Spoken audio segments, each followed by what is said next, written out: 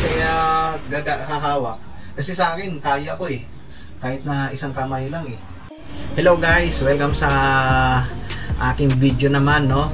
At ang ngayon ang pag-uusapan natin ay AG na hammer type, no? Junior Mangyo Revo, no? At saka ito ang isa sa mga magagandang produkto ng Junior Mangyo, ang Revo.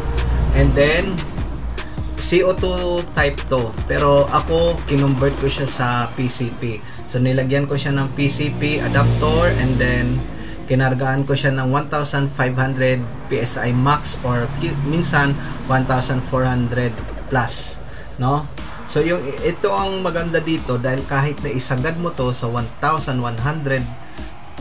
PSI, no, o 1400 PSI, hindi to naglalak yung bulb. Yun ang maganda dito sa Junior Mangyo Revo. And then sa tibay naman, in my experience, kasi 2 years na sa akin tong Junior Mangyo. So, nag 2 years siya sa akin nung August. Same sila nung Australia Parco ko, no? So ang ganda na itong ng AG na to. At saka madali tong madaling gamitin.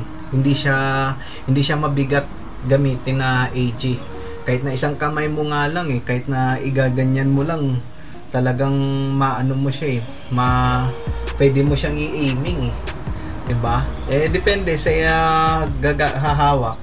Kasi sa akin kaya ko eh, kahit na isang kamay lang eh. And then yung kanyang yung mga o-ring niya hanggang ngayon hindi pa napapalitan, no? Nasagad na yan sa tapos hindi naglalak yung bulb niyan. Yan. Oo. Talagang 1500 PS, 1450 plus siguro yan. Mo. Kaya ganun. Yan, ang ganda nito. At saka madaling gamitin to. And then ngayong Pasko, naka-record na rin siya na umabot na to ng 100 plus o 101 plus siguro na yung 101, no? Yun mga ganun. Kasi kanina sa naka-hunting pa ako ng 5 sabi ko isa na lang 100 na yung record nito eh. At saka nagamit ko ito sa pag-hunting din ng mga daga, pamatay ng peste, yung mga daga, yan. 44. Binibilang ko kasi yun guys, yung mga yung mga pinapatay ko dito. Kasi minsan ko lang naman ginagamit eh. So bibilang ko lang. Hindi naman ako masyadong dito eh. Saka parang panglibang-libangan lang. And then ang maganda dito sa sa Junior Mangyo, pwede mong laruin to. Yung halimbawa yung hammer niya. Pa-practice mo dito yung paano mag-decock and then yung mag-cock. So dito madali siyang gamitin, no? So halimbawa first cock and then second cock. Yan. So kung hindi ka babaril, yan. Mo lang yung hold mo lang yung hammer. Ayan natin hold niyo yung hammer tapos dandahanin niyo yung trigger na i-pull and then yan.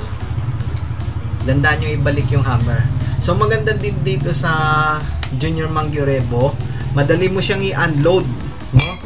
Madali mo siyang i-unload kapag halimbawa may bala. Pwede mo lang kasi at saka maganda lang siya kasi pwede mo lang i-slide yung kanyang yung dito sa may kanyang labasan ng receive ng hangin niya kapag magkakarkagat dito sa may barrel, no? Single shot nga pala siya guys, no? Sa mga hindi pa nito. Parehas lang din sa mga ibang tactical na single shot na slide, yan. And then pwede mo lang siyang iurong. So ito kinalibrate ko lang ng konti. Medyo in-adjust ko lang yung tornilyo sa ilalim para yung niya, yung labasan ng hangin hindi masyadong babangga dito sa niya, sa katawan nito. Yung dito sa may bandang chamber, yun. Kasi pagka masyadong sumentro yung bala, halimbawa sa taas ka nag-aiming, maaaring lumusot yung bala dito sa loob. Kaya ganun.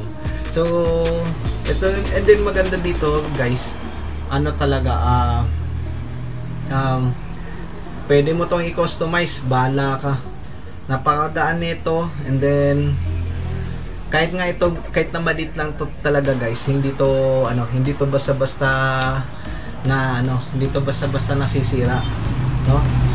2 years na sa akin, maganda to. And then yun lang guys, no. Yan. So at least may alam na kayo about sa Junior Manggil sa mga hindi pa naka-experience. So yun lang guys, no. Thanks for watching.